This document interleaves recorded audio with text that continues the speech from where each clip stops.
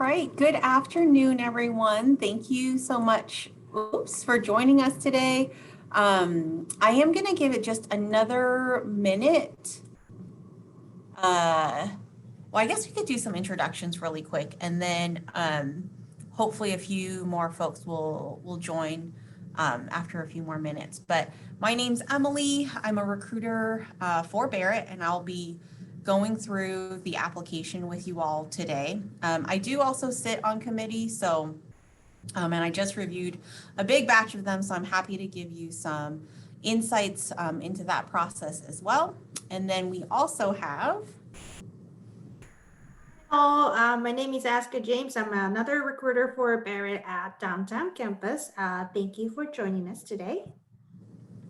So for questions today, I would say please keep them in the Q&A area. That's where we'll be able to see them and get any of those concerns taken care of. And we'll be doing a mix of answering the questions live and then also just typing them out in that box too. And yeah, the time is really yours. So any questions that you all may have, please throw them in there. Happy to, help you all out as much as possible. And then we'll transition at 4:30. You will have like a 15-minute break, mostly for me for a technological setup. And then we'll move to the live tour, and I'll also be taking us around downtown, and we'll have some current Barrett students joining us as well. So that you can ask them all questions about what the experience is like being in Barrett, etc., and then showing you around campus. And then we'll take you into Taylor Place, which is the residential hall for ASU at the downtown campus and for Barrett as well. We'll explain how that works. And Sky, one of our CAs, will be showing you within Taylor Place as well. And it is pretty special because actually I'm not even allowed in Taylor Place right now. Pretty much only residents are allowed in Taylor Place, or TP as we call it for short. So it'll be really nice because Sky is a community assistant who lives there. He'll be able to show you around. You'll get to see his room and then just kind of some of the facilities within Taylor Place as well. So that's what's on the docket for us this evening. Let us know if you have any questions. We're so appreciative of you all spending this afternoon or evening, wherever you are located with us today.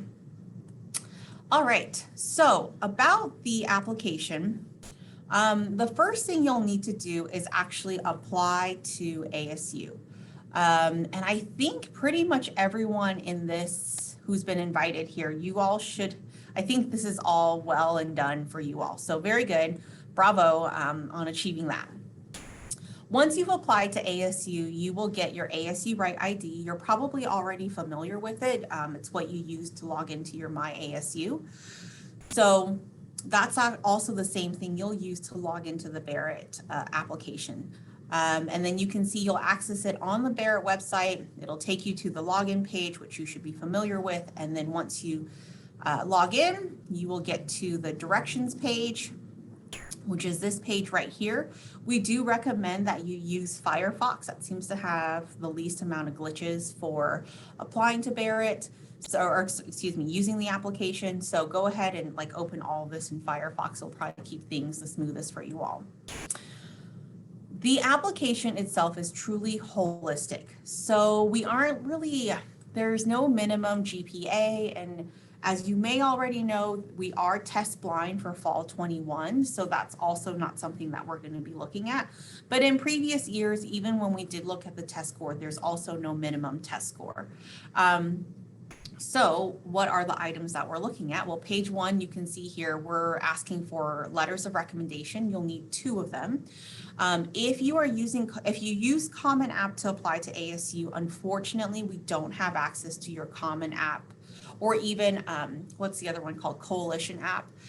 We don't have access to those letters of recommendation. So what that means is that you'll just have to ask your recommender that when the link comes through their email to go ahead and just re-upload that letter into our system as well. With the 2 letters, at least one of them needs to be academic in nature. And then the other one can be, whoever you'd like to be, or whoever knows you well. And I think, yeah, this should be pretty straightforward. I don't think too many questions usually arise from this. If you do have any struggles with it though, please feel free to reach out to either me or Aska, and we can definitely help you troubleshoot if something comes up here. Like if the link's not going through or your teacher's having trouble uploading, just reach out to us.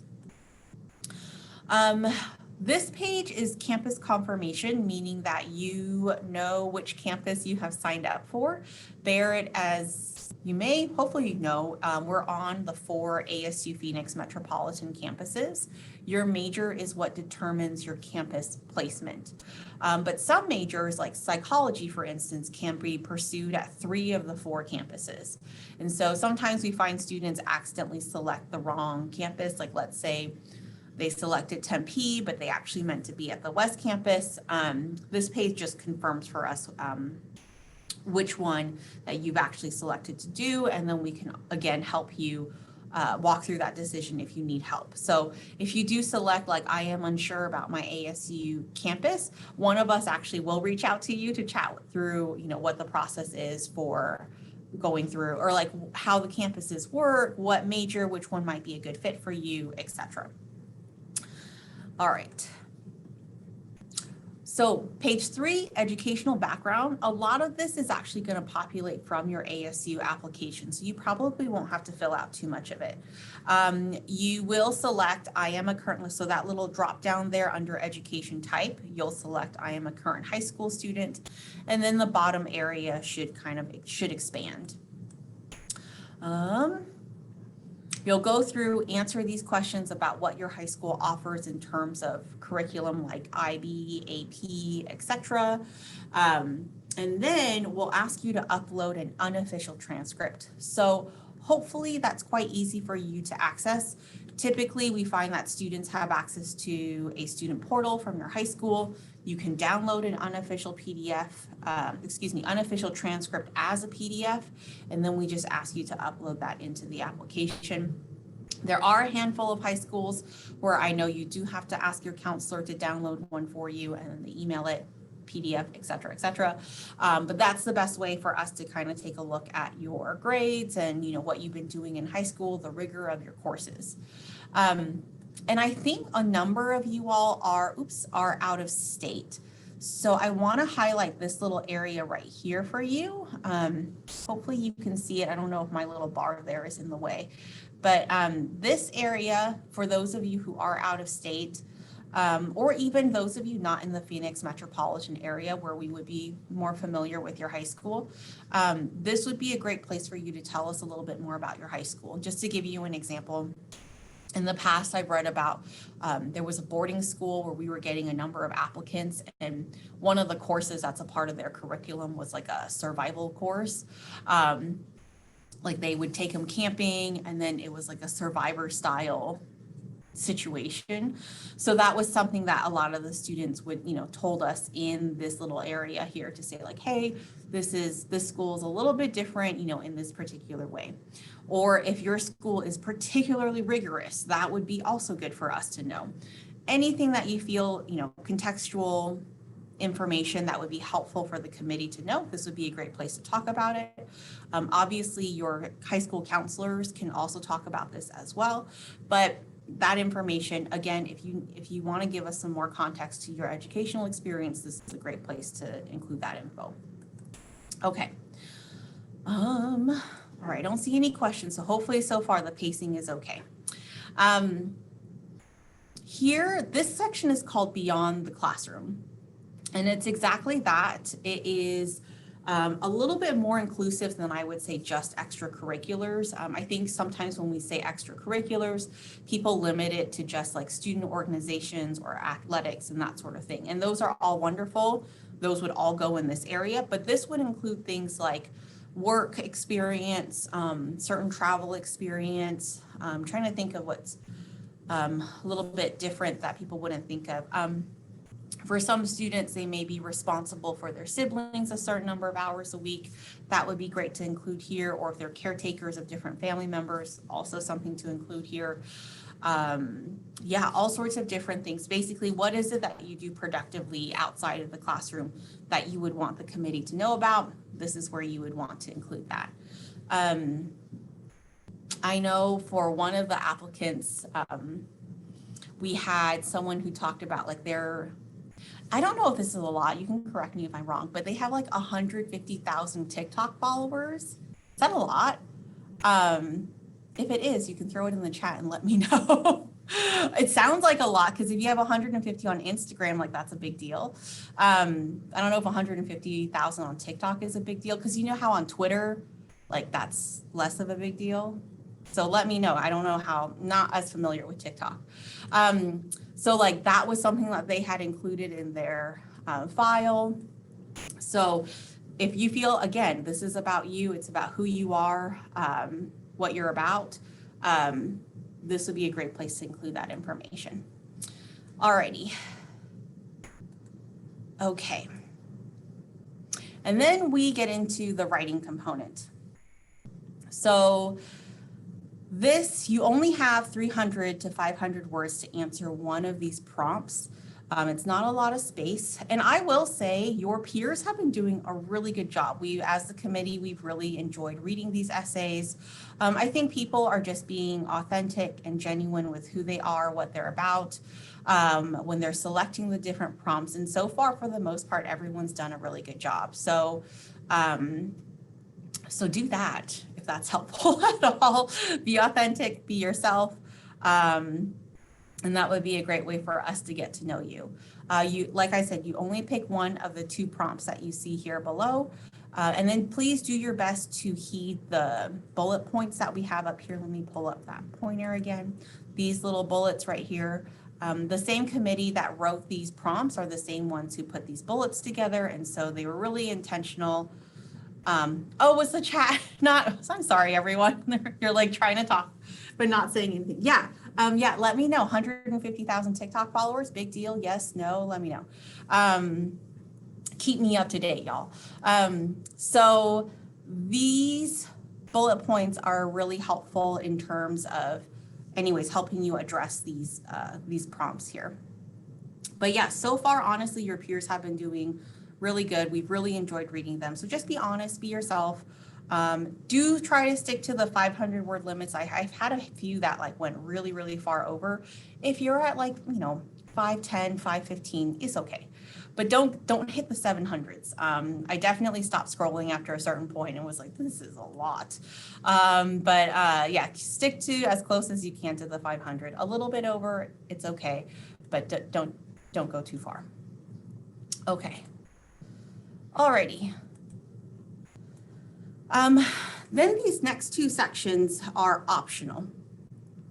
Please keep that in mind. I know a few students definitely filled out the 2020 reflection, but I think they just felt obligated to do so. Did it harm their file? Definitely not. But I could tell that it was kind of like, oh gosh, I better, they say optional and it must mean optional instead of actually optional.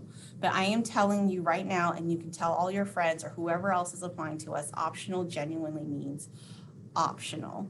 So don't feel obligated to respond to prompt number 2 if you don't feel like, there's anything that you really want to share with the committee specifically. Now, the creative supplement, also optional. We had some really interesting ones in this last round. I had some students who submitted like reels if they're in journalism and different portfolio pieces. I've also had in the past students submit like dance recitals and music recitals. Another student who submitted their art, or actually a few students who submitted artwork. There were paintings, even like textiles, just all sorts of different really cool areas. So again, a way for you to showcase who you are, what you're about, would go in this creative supplement area. Alrighty. Okay. This page, again, this is pretty self-explanatory, but I think I skipped one page for you, and I'm sorry. I skipped the scholarship page just because that one's really straightforward. You just select there's only so many check boxes, and you just select which scholarship areas that you actually qualify for. For most of you, I think you'll just say, I think the main one, it's totally okay if you check scholarship status pending, none awarded at this time. That's a totally okay item to check. So go ahead and do that, and don't worry about it. But that's a pretty straightforward page. So that's why I skipped it. This is the last page. So this is the page that you would actually submit the application on. The only item that I want to point out here is this bottom section. And so for this bottom area, this would be, if there's something in your situation that you feel is something that is important, again, for the committee to know about. Just to give you some previous examples, like I think there were some students who had some sort of incident happen during high school, and it affected greatly the rest of high school, or at least for that semester. So maybe in their grades, it looks like this, and then, you know, so on. This would be a great way for you to tell us about those experiences.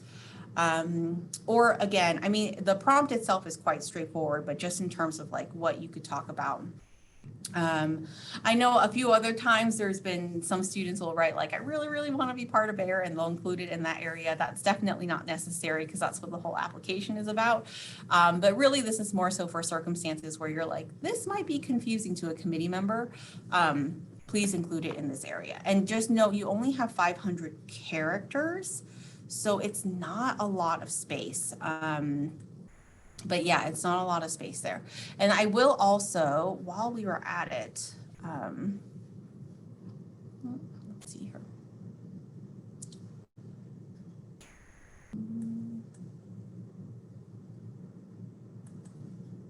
Oops. Sorry. Okay. This area, back on the Beyond the Classroom section, this is also characters, and I should tell you this, it is, you can treat this like a resume section. So it doesn't have to be complete sentences. That should cut down on some of the characters. Doesn't have to be complete sentences. If you just treat it like how you would write a resume, that would be totally fine for this section. But yeah, there's not a lot there. Like I said, 254 characters. It's like almost, it's not even like 2 tweets. It's barely that. So just kind of keep that in mind when you're putting it together. Okay. And I think that should be it. Are there any questions?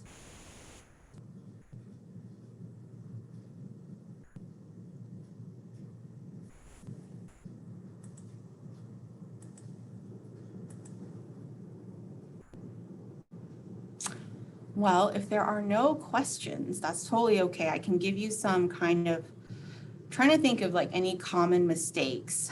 One common mistake from this particular page, I don't have it shown on this page, unfortunately, but, and it's pretty clear now, so we don't run into it as much, but there's a save function and a submit function.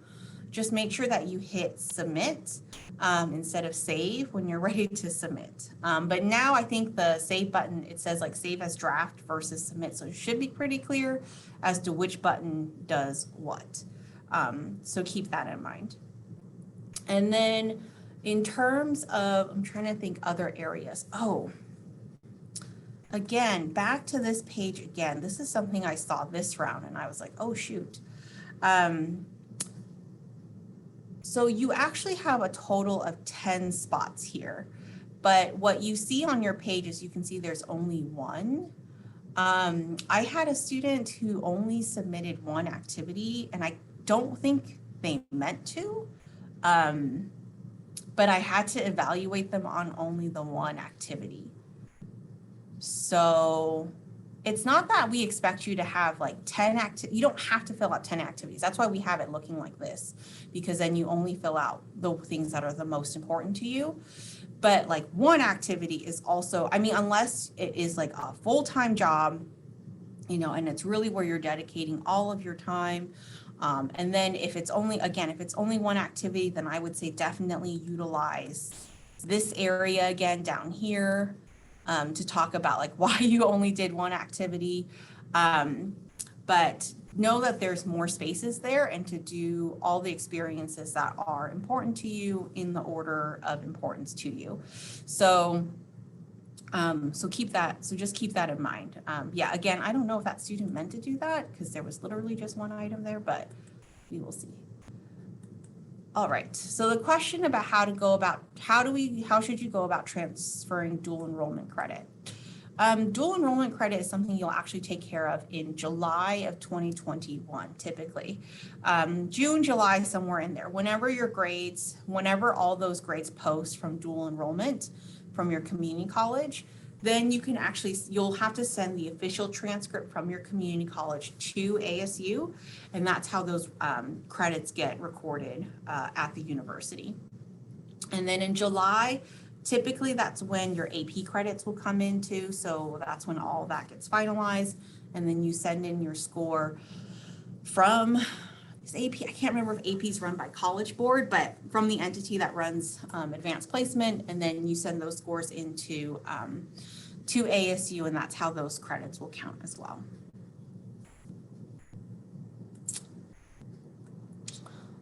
Right. Any other questions?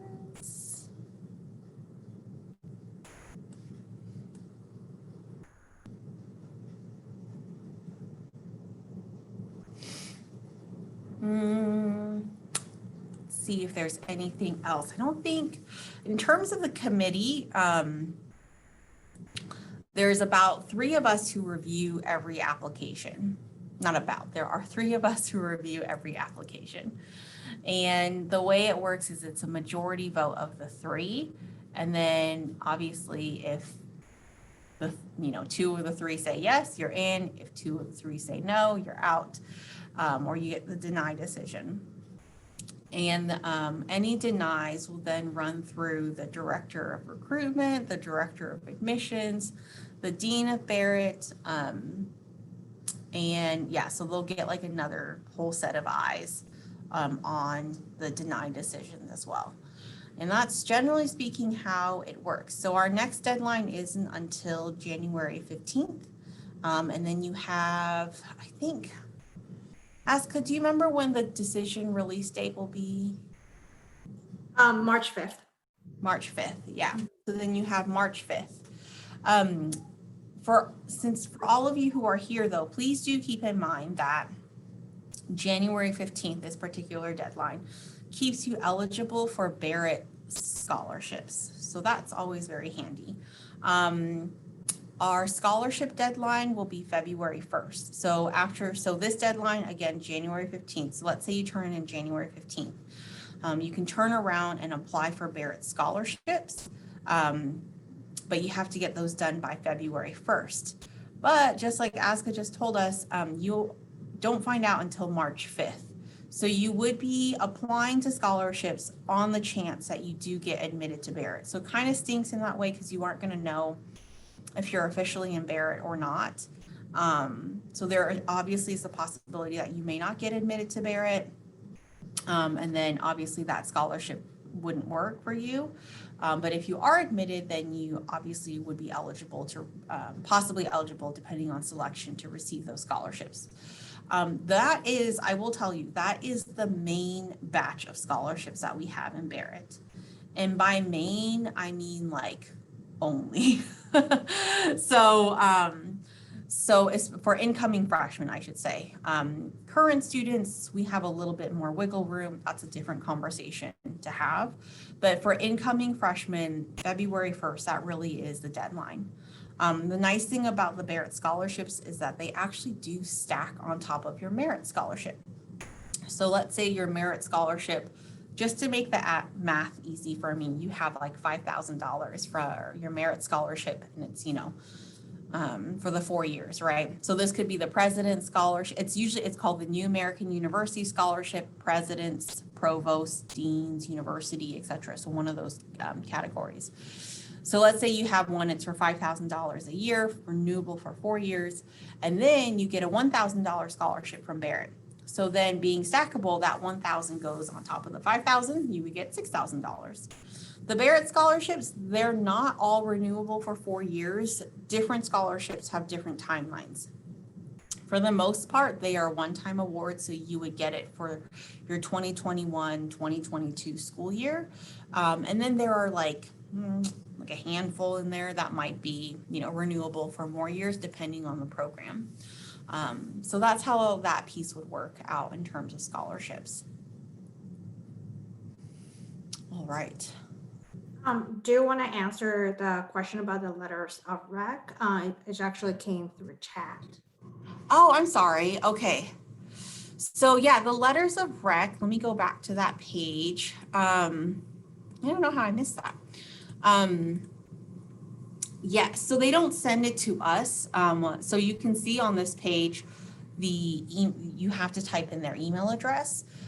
So the application will actually email your teacher or whoever, your recommender, and then they click on the link and then they upload the letter that way. So that's how that would work.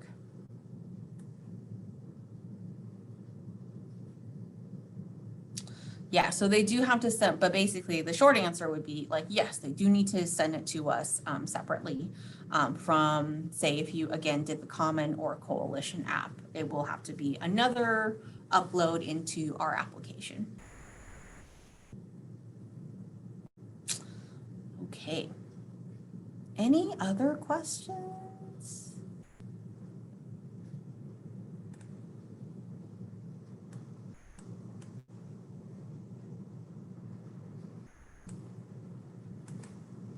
I'm like, are there any secrets? I don't think there's any secrets I can spill.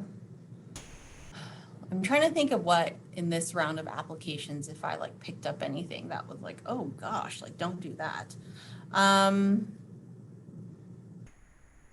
No, I mean, your peers did this round was like actually really, really good. I really enjoyed reading the applications. And I can't say that every single year. Usually it's because of the writing prompts, but these prompts seem to work really well. And we had some really interesting responses and felt like it gave us some insight to you all as students and people. And that was really cool.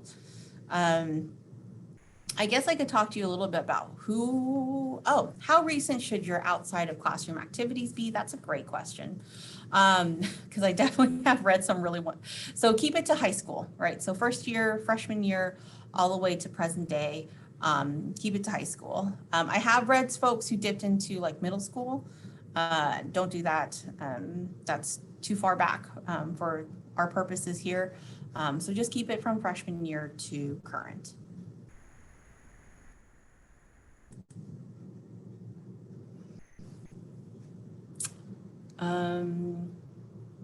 Yeah, so I don't really know what to say about the application. There weren't really any missteps this time with the app. Oh, except for the one student who only put in the one activity. I don't think she was the only one. I think there was like one or two more, and I wasn't sure if it was because it wasn't clear that they could add more or that you all could add more to it, or if they were just like, I'm done. I couldn't tell. So yeah, please do add, more than one activity would be good. But if you only have one activity, please let us know why it's the one activity. It's not that it's bad. It's just that if your peers are putting in a lot more, then there's a bit of a contrast there, and it's just a matter of getting to know your story. That's all that's saying. All right. Well, if there aren't any other questions, unfortunately, I can't start the tour earlier. We have another student joining us, but we can start some of those questions earlier. So I don't know. I know Emily joined, but I don't know if she's like ready to go and just like, or she's just chilling. She might be chilling. She is ready. I am always ready. You're always ready. Okay. Do you want to introduce yourself real quick? Of course. Hi, everyone. My name is Emily. I am a senior studying journalism with an emphasis in public relations. I am also double minoring in political science and digital audiences. and I was born and raised here in Arizona. Awesome. Actually, you know what? Since we do have a little bit of time, I know you all had signed in and like gave us like where you're from, what you're interested in studying, but I can't see that like right now. So if you don't mind putting in chat, just introducing yourself really quick, that'd be really nice actually, for us to kind of get to know you all. So I'll put it in chat, but if you could kindly just share like where you're from, prospective major, and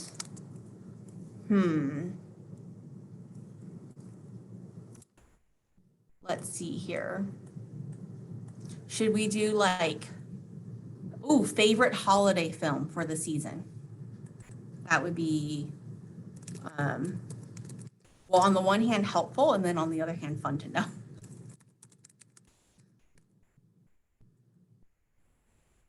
Yeah, so if you could kindly just introduce yourself to us, that would be really great, actually, because there's actually not a ton of you in here. Hello, Karina. Thank you. Oh, Elf is good. I think it's Jaden. Nice. Oh, Scrooged. Hello, Bella. Ooh. Home Alone's my favorite too. Yeah. Hi, is it Tiana? Tiana? I hope I said it right. Ooh, Marion.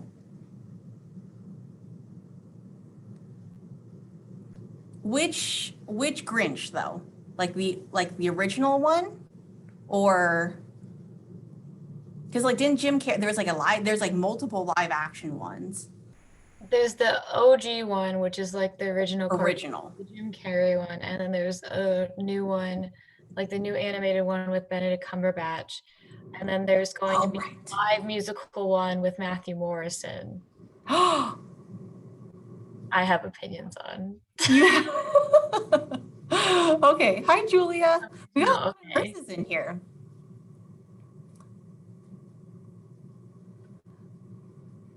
All right. Cheesy. Okay, I had a discussion about cheesy Hallmark films the other day with my friend because she posted something on Instagram and she was like with the pandemic, how is the New York executive going to go home to the hometown hunk so that they can become a couple? Like that's like the premise of like every Hallmark movie.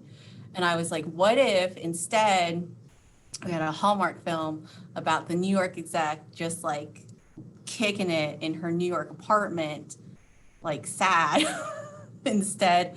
And then like during the process of it all finds out like she's the only person that she needs. But then she like adopts a dog in the process. Anyways, it came up with this whole storyline. And I thought maybe it'd be a good twist for her Hallmark film. But there's no hometown hunk. I know, but still, she's her own hometown hunk. Okay. I mean, they've already made like a lot of like movies about like finding love in COVID, which I was like, man, y'all just like don't quit. It's like people like having to quarantine together, people meeting over like FaceTime and stuff. Like it's been done. Callie, I don't think I've heard of that movie before. Have you, Emily? Let me look it up to see if it's the one I'm thinking about. Okay. Yes, it is. It's the one with I always get them mixed up. It's the one with James Franco and God, I can't remember, Zoe something. And it's like she just brings like her boyfriend home. And Kaylee, I appreciate your support. Okay. We have a lot of folks from California here today too. And nursing. Yeah, nursing. Yeah. And Home Alone. So good. Okay. Cool. Alrighty. Well, I'm gonna get set up for the tour, and then Emily, feel free to jump in the For the tour. tour? Yeah, Okay. yeah. I mean, I think I know my way around the place. Add in any fun facts from your professional tour My professional tour experience. That would be great. Sure. All right. Well, thanks. Thanks everyone for introducing yourself. It's so nice to meet you all.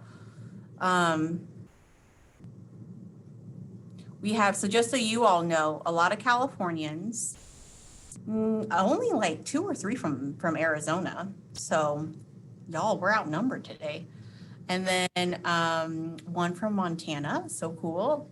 Maryland, I think you're the, no, New York I think is the farthest from us, right? Mm-hmm. New York is farther than Maryland, yeah. Oregon,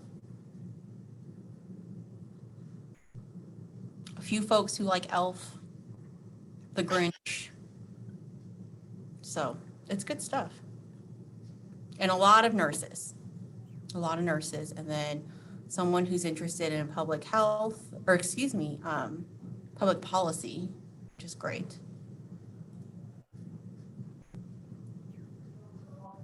Awesome. Okay, cool. Well, ooh. All right, I'm gonna get set up, and if you all have questions for Emily or Aska, please feel free. Alyssa will be joining us shortly. And yeah, thanks for being here. I'll turn on some music though, so it's not just like awkward silence.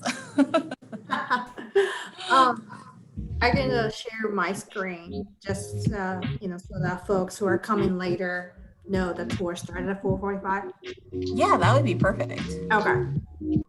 That would be perfect. Okay. Yeah. But feel free to go to the bathroom or grab some drinks. Yeah, let me share my screen.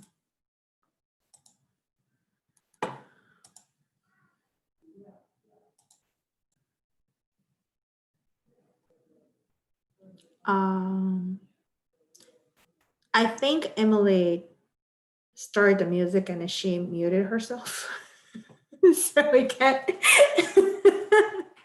we can't really hear Play anything. your own music. Yeah. I can play some music then. Let me see. Hold on real quick. No pressure or anything. What do you guys want to hear? Like some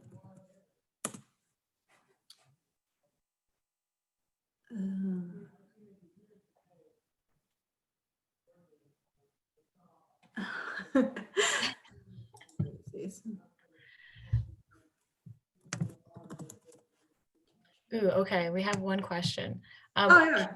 We cook in our dorm rooms. So the way that Taylor Place set up, which we'll show in the tour, is it's like the typical residential hall room. So there is no kitchen in the actual room. However, we do have a community kitchen on the first floor that's open 24/7 to students. So you feel free to cook there and everything like that. It's still open during COVID. It's just limited to how many people can be in there at a time. And of course, you have to wear your mask and everything. But yes, it is totally all doable. I definitely cooked. What did I cook when I lived on campus? I made pizza one time. One time my friend made tacos, and then the other time I made cookies. It was like the holiday ones, you know, the ones that's like I think it's like Pillsbury or something like that. It has like the little snowman. Yeah, I was like, I only get them during Halloween, so I'm trying to remember what the Christmas ones are.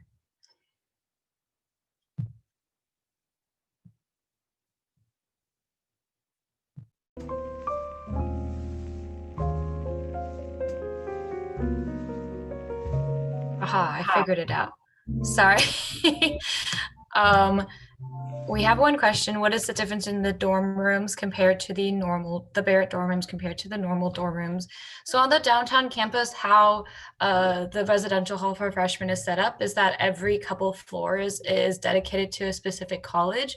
So Barrett has floors 12 and 14 because we don't have a 13th floor. So it's pretty much the same layout, except it's floor to ceiling windows on in either room and everything like that. So the size and the setup's the same, except you get those really nice windows so you can see all of either downtown or more like uptown Phoenix and everything like that. But other than that, that's pretty much the same. We are getting a new residential hall. I think it's going to be called the Innovation Dorm.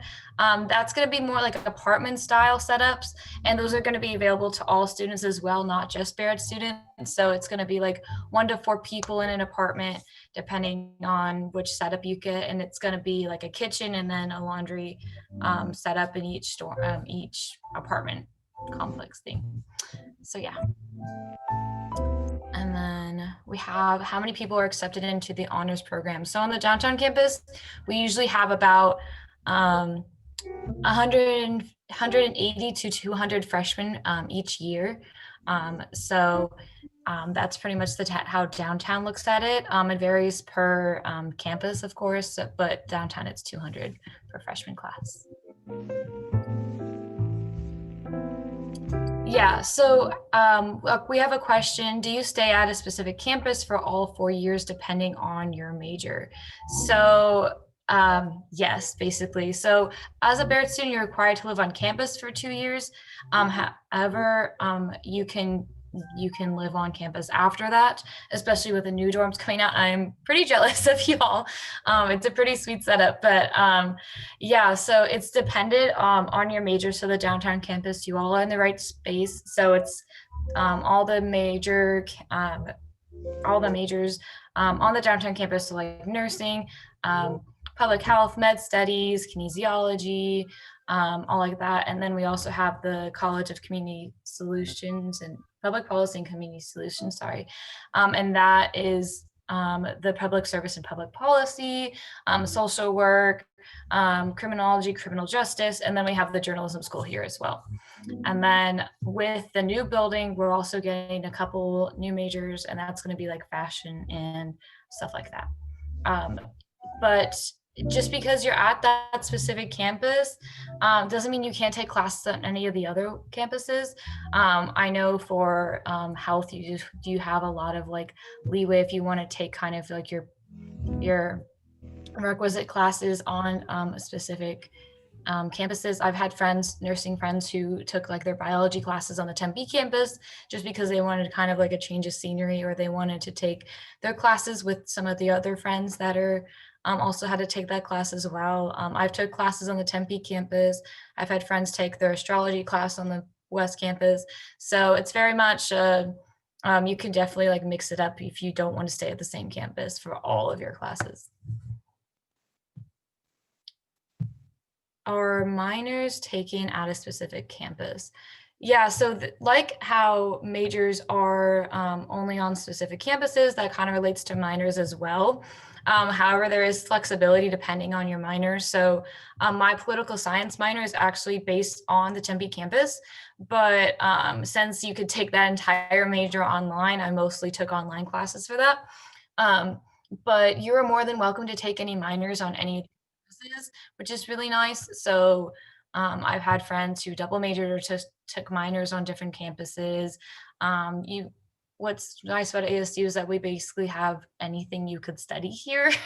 So if you're interested in anything, or you kind of want to like dip your toe or learn more about a certain subject, ASU probably has a class about it. And you declare your minors with your advisor, so you don't have to kind of go to different advisors all the time. You can just go to one with your main college, and they can add any minor from any of the other colleges as well. These are great questions. I'm very excited. Well, thank you, Emily. Yeah, you're welcome. Sorry, answering the question while I was gone. But I learned something. I learned how to do it because I was like, I wonder if I can. Oh, the Q&A thing, function thing? Yeah, I'm not a Zoom expert, but so every new Zoom is an adventure. So this is great. Yeah, it's okay. Every time I work with there's another recorder. Her name is Susan. Every time I work with her, she teaches me a new function on Zoom. So Yeah, she's really good at that. yeah, she's very tech savvy. Alrighty. Ooh, Ooh, okay. We have another question. You can answer that, but also Alyssa is joining us later. Um, and then she can probably add something. But yeah. you have done a study abroad from Barrett. So do you Mhm. want to share that experience with them? Yeah, of course. So the question was, how is study abroad different at honors? So what's this about ASU and Barrett in general is that you can pretty much do study abroad however you want. So the basic ASU study abroad is you could either go for a quarter or a semester, pretty much almost anywhere in the world. There's study abroad trips within your college, but how it is in Barrett is that we only do our study abroad trips over the break, so spring break, summer break, and they're taught by Barrett faculty because they have to be during breaks because Barrett faculty are teaching other classes during break, and our major ones are we go to Japan, Australia, Italy, Germany, and Switzerland. We go to Greenland. We go to Morocco, London, Vienna, and then Scotland. I was like, what's the one? It's like further up. It was like trying to envision the map in my head. So how that works is depending on how long you're gone, it's either going to be 1 or 6 credits. So the ones over spring break are only a week, so you only get about 1 credit. But the ones over the summer are 3 to 6 credits because you're either staying like a week and a half or you're staying 3 weeks while you're studying abroad. So what's really nice is that these are kind of based on like an array of topics. So you can either base it off of where you want to go or what you want to study. So I went to the Germany and Switzerland trip last summer. I was gone for 3 weeks, so I got 6 honors credits to it. And my course topic was Frankenstein the novel. So what I did is I read, you do a lot of the work before and after the trip. So when you're doing the trip, you don't have to kind of worry about doing homework because they want you, of course, to like go out and do things and explore. So I read the novel beforehand, and then like about like once a week I was there. I was in like a classroom for like an hour, and then we were just discussing various themes and topics around the novel, and then we would visit sites related to what we were studying. So it was really cool to like learn more about like not only the culture of the country I was visiting, but also just kind of see how it relates to what I was studying. So I loved it. It was a lot of fun. And then there's also Barrett Study Abroad, specific study abroad scholarships for Barrett study abroads as well. So yeah. Let's answer this question first because we're still talking about the study abroad. So question is, so if we're in Barrett, we can't spend the whole semester abroad. Yes, you can. And that's why Aska was talking about Alyssa, because Alyssa actually stayed a whole semester abroad in Spain last fall. You just don't get honors credits for it, or it's very rare that you could get honors credits for doing the whole semester abroad, just because that's not really through Barrett. Some people do their thesis while they're studying abroad. One of my other friends, she studied abroad in Spain, different city. For last fall, and she did a bunch of her thesis topic there because she was studying she was studying she was doing a documentary comparing like football/soccer in Europe versus how soccer is here. So she did a lot of her thing while she was studying abroad, and of course she got honors credit for that. Also, sometimes you can negotiate. So there's a thing called honors contract. What honors contract is basically you can turn your major required credits to the honors credits. So even you do the study abroad the whole semester, not like through ASU, you can talk to the professor and see if you can change into the honors contract, honors credit.